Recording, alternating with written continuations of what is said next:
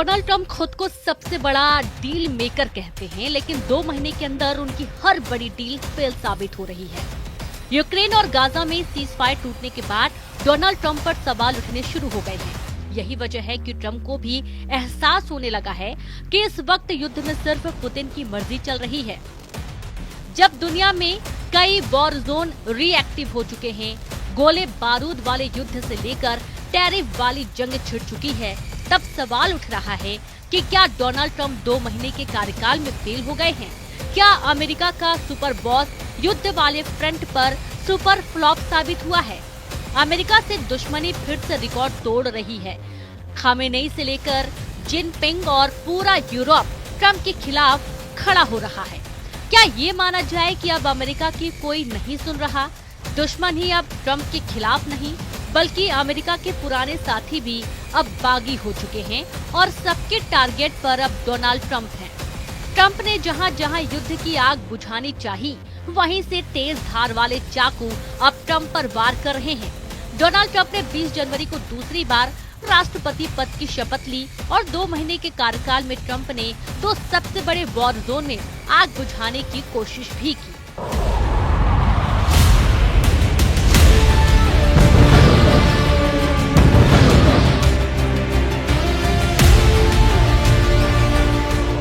पहला war zone Gaza, जहां 15 जनवरी को सीज फायर का ऐलान हुआ, लेकिन ट्रंप की शपथ से एक दिन पहले यानी कि 19 जनवरी को लागू हुआ। वो सीज फायर ठीक 2 महीने बाद तार-तार हो चुका है। दूसरा वॉर जोन यूक्रेन, जहां डोनाल्ड ट्रंप ने बहुत मिन्नत और मशक्कत के बाद पुतिन और जेलेंस्की दोनों की 30 दिन के युद्ध विराम के लिए दोनों को राजी किया, लेकिन ट्रंप कार्यकाल के 2 महीने के अंदर ही यूक्रेन में फिर भयंकर युद्ध शुरू हो चुका है। यानी ट्रंप यूक्रेन में भी फेल हो गए, जहां पुतिन और जेलेंस्की एक दूसरे पर आग बरसा रहे हैं, और गाजा में भी ट्रंप नाकाम हो चुके हैं क्योंकि इजराइल ने सीज फायर तोड़ डाला और 48 घंटे में हुई बमबारी में 700 से ज्यादा लोग मारे गए हैं। लेकिन ट्रंप अब भी सीज फायर मूड में हैं।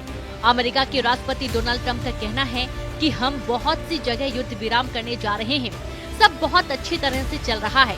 दोनों तरफ सैनिकों ने एक दूसरे पर बंदूकें तानी हुई थी, बहुत से सैनिक घिरे हुए थे। हम बहुत जल्द पूरी तरह युद्ध विराम करेंगे, हम समझौते भी करेंगे, जमीन बांटने को लेकर भी बात होगी। नेतन्याहू की गाजा पर बमबारी वाली पॉलिसी ने ट्रंप की सीज फायर वाली कोशिश पर पानी फेर दिया। गाजा में हालात बहुत ज्यादा खराब हैं और एक बार फिर से नेतन्याहू कह रहे हैं कि हमास को पूरी तरह खत्म करना ही उनका एजेंडा है।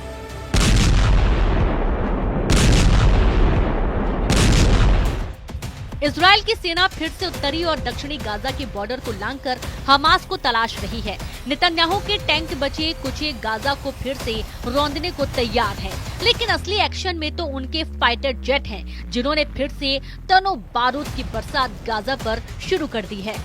नेतन्याहू कह रहे हैं अब हमास से बात होगी तो बमबारी के साथ होगी। उधर इजराइल के पीएम नेतन्याहू का कहना है कि रक्षा मंत्री से मुझे सेना की सिफारिश मिली है कि हमास पर फिर से हमले शुरू किए जाएं। अब इजराइल हमास पर और तेज हमले करेगा। अब बातचीत सिर्फ बमबारी के बीच होगी।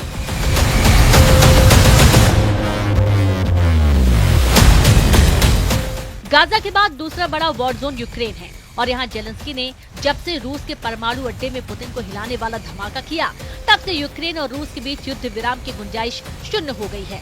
इस बात का सिग्नल पुतिन की तरफ से ट्रंप को भेज दिया गया है। पुतिन दुश्मनी लेने वाले को माफ नहीं करते, ये बात जेलेंस्की बहुत अच्छी तरह जानते हैं। हालांकि ट्रंप से बातचीत में दोनों पक्ष 30 दिन के सीज फायर के लिए तैयार हो गए थे, लेकिन अचानक यूक्रेन और रूस के बीच बमबाजी का रिकॉर्ड टूट गया, जब जेलेंस्की ने सारातोव में रूस के परमाणु बम वर्षक वाले हवाई अड्डे पर बहुत ही खतरनाक धमाके को अंजाम दिया।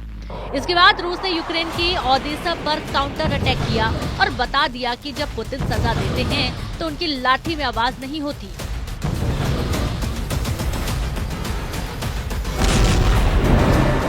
इस वीडियो को देखकर जेलेंस्की से ज्यादा डोनाल्ड ट्रंप को डर लग रहा होगा, क्योंकि जिस युद्ध को रोकने का ख्वाब उन्होंने देखा था, जिस युद्ध को रोकने के नाम पर वो अमेरिका में दोबारा राष्ट्रपति बने, वो जंग अब ट्रंप के कंट्रोल से पूरी तरह बाहर हो चुकी है।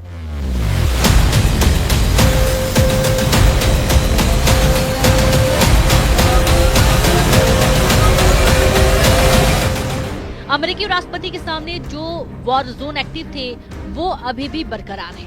गोले बारूद और बंकर बस्टर वाले युद्ध से लेकर परमाणु युद्ध के खतरे और टैरिफ वाली जंग तक ट्रंप हर मोर्चे पर फेल साबित होते जा रहे हैं। उनके 2 महीने के कार्यकाल में ही सवाल उठ रहा है कि क्या ट्रंप का युद्ध खत्म करने वाला ट्रेलर फिल्म बनने से पहले ही फ्लॉप हो गया। ईरान, चीन, यूरोप ट्रंप को आंख दिखा रहे हैं। अमेरिका के सुपर बॉस वाला रुतबा युद्ध वाले फ्रंट पर सुपर फ्लॉप साबित हुआ है।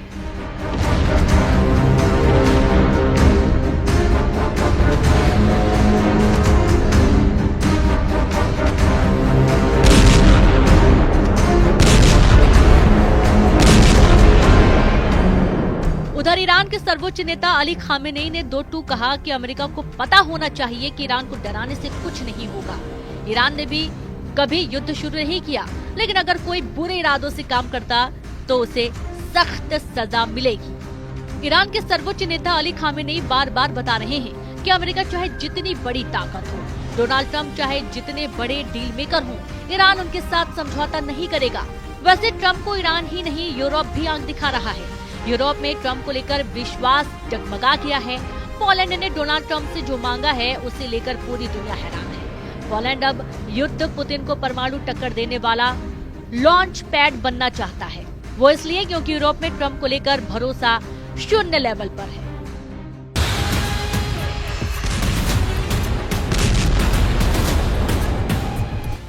पूरे नाटो को सुरक्षा की नई गारंटी की जरूरत है और पुतिन से बचने के लिए एटम बम ही सबसे बड़ी गारंटी माना जा रहा है। आंद्रे दूदा चाहते हैं कि डोनाल्ड ट्रंप अपना एटम बम उन्हें सौंप दे, यानी अमेरिका अपने परमाणु बम पोलैंड में तैनात कर दे। दूदा के मुताबिक बिना परमाणु हथियारों के रूस को रोकना मुश्किल है। इन सबके बीच पोलैंड के राष्ट्रपति आंद्रे दूदा ने कहा कि शांति तभी मुमकिन है जब उसके पीछे ताकत हो, ताकि हमलावर को रोका जा सके। अगर युद्ध को रोका नहीं जा सकता तो शांति बहाली के लिए न्याय के साथ साथ ताकत की भी जरूरत होती है। पोलैंड की दलील है कि पुतिन अपने अपने परमाणु हथियारों को बेलारूस में तैनात कर चुके हैं। ऐसे में पोलैंड भी परमाणु बम की मेजबानी के लिए तैयार है। इसमें कोई शक नहीं कि पुतिन के युद्ध को लेकर पूरा नेटो तनाव में है। पोलैंड तो यूक्रेन के बाद पहला फ्रंट है जहां लगातार नेटो की सेनाएं एक्टिव रहती हैं और अब पुतिन के साथ ट्रंप की नजदीकी ने पोलैंड ही नहीं पूरे यूरोप में एक डर बैठा दिया है। इजराइल और यूक्रेन का रुख भी बता रहा है कि ट्रंप की नसीहत अब मजाक बन चुकी है। गाजा में युद्ध विराम टूट चुका है और जब से ईरान के परमाणु कार्यक्रम को लेकर ट्रंप ने नजरें टेढ़ी की हैं, उनको भी तेहरान से कड़वे बोल सुनने को मिले हैं। ईरान के युद्धाभ्यास लगातार जारी हैं। ईरान अपनी मिसाइलों को दिन में भी फायर की जा रही है और रात में भी उन्हें टेस्ट कर लिया गया है। ईरान ने अपने 200 किलोमीटर रेंज वाला बावर 373 एयर डिफेंस सिस्टम दिखाकर बता दिया है कि वो अमेरिका के चैलेंज के लिए तैयार है। ईरान की ये मिसाइल लंबी दूरी तक दुश्मन का पीछा करती है और फिर उसे मार गिराती है। ईरान के टारगेट पर अमेरिका का F-35 जैसा स्टेल्थ फाइटर जेट है। ईरान बार बार अपनी एयर डिफेंस वाली ताकत दिखा रहा है। मार्च से पहले और फरवरी से पहले जनवरी में ईरान ने कैसे हर मिसाइल को आजमाया है वो देखकर डोनाल्ड ट्रंप चौंक जाएंगे। मार्च के आखिर में किसी भी हमले के लिए ईरान ने खुद को पूरी तरह तैयार कर लिया है ताकि वो अमेरिका और इजराइल के गुस्से का सामना कर सके।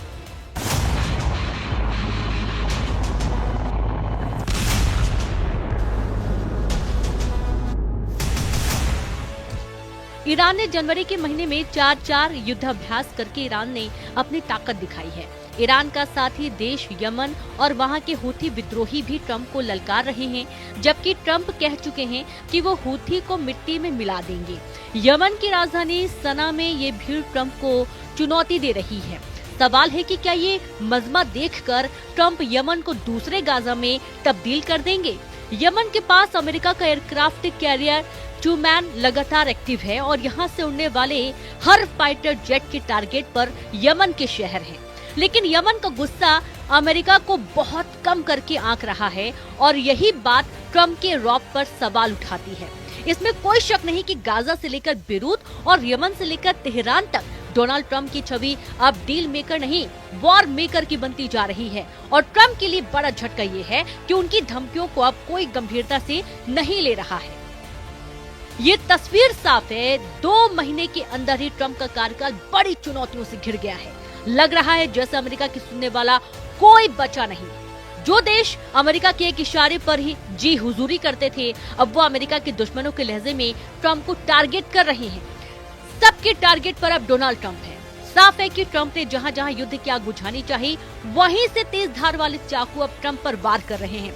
लेकिन एक बात है जो यूक्रेन, गाजा और यमन में होने वाले धमाकों के साथ बहुत तेजी से बदलता जा रहा है, वो है डोनाल्ड ट्रंप का मेक अमेरिका ग्रेट अगेन वाला नारा। क्योंकि अमेरिका ग्रेट तभी है जब दुनिया अमेरिका की बात मानेगी।